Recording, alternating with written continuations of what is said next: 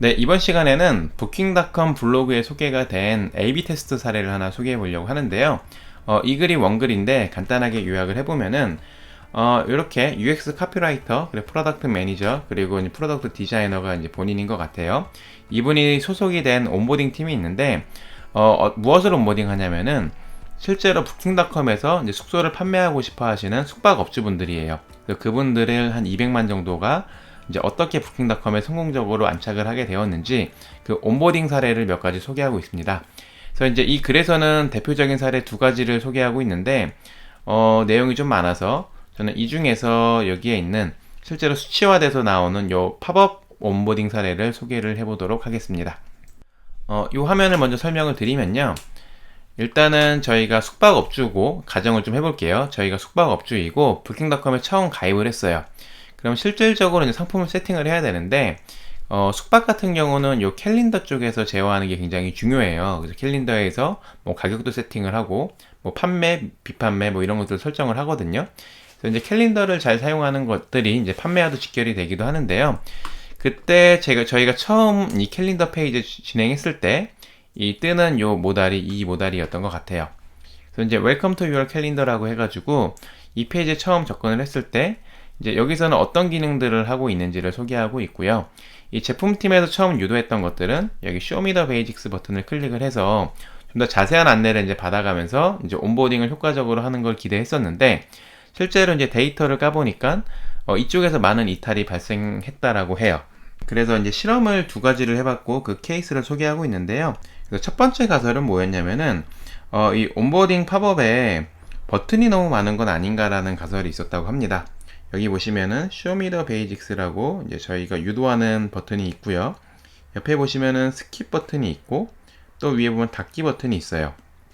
그래서 버튼이 너무 많아서 이제 실질적으로 이제 다른 쪽으로 이제 이탈하지 않는가를 이제 고민을 하게 됐고, 그래서 첫 번째 실험은 여기 보시는 것처럼 여기에 있는 그 스킵 텍스트를 없앴어요. 그렇게 해서 버튼을 두 개만 놔뒀습니다. 그냥 창을 닫거나 아니면은 이제 저희가 원하는 버튼을 클릭하거나 이 두 가지 옵션이었는데 이렇게 적용하고 이제 전후 데이터를 비교를 해보니까 실질적으로 13%의 유저가 이제 온보딩 플로우로 진입했다라고 이제 확인이 되었습니다.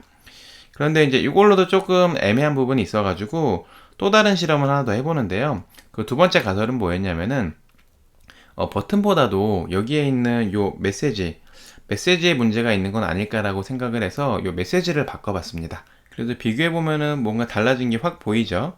일단 먼저 확인할 거는 버튼은 3개 그대로 유지를 했어요. 여기에 있는 닫기 버튼, 스킵 버튼, 그리고 온보딩 플로우로 가는 버튼 요 3개는 그대로 유지했는데 전체적으로 텍스트 문구가 변경된 걸 확인할 수가 있습니다.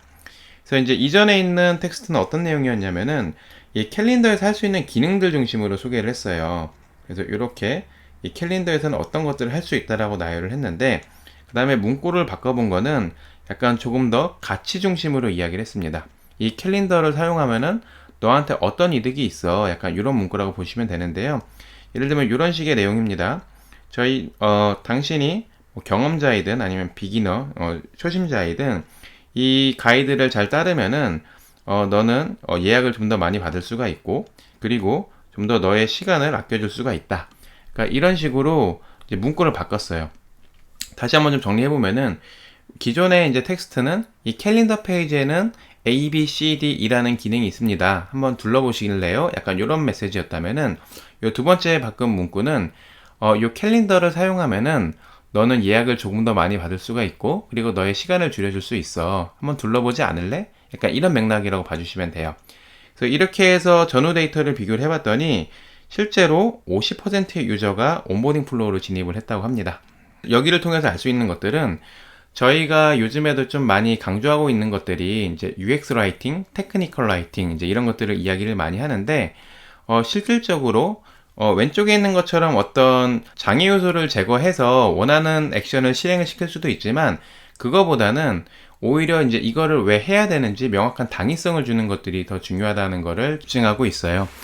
그래서 저희가 이제 서비스를 설계하거나 아니면 제품을 만들 때 디자인도 굉장히 중요하지만 사실 이렇게 디자인과 텍스트의 적절한 밸런스를 찾는 게 중요하고요. 이 텍스트를 어떻게 사용하느냐에 따라서 실질적인 사용성에도 영향을 많이 미치는 걸 확인할 수가 있는 내용이었습니다. 여러분들도 마찬가지로 뭔가 온보딩 팝업 아니면 어떤 문구 같은 것들을 사용하실 때 고객한테 이제 어떤 기능이 있다라고 좀 서술적으로 제안을 하는 것보다 이렇게 조금 더 너는 이걸 하면 어떤 걸 얻을 수 있어, 이렇게 가치 중심으로 풀어보는 것들을 좀 더 한번 참고해서 활용해 보시면 좋을 것 같습니다. 네, 그럼 여기서 마치겠습니다. 감사합니다.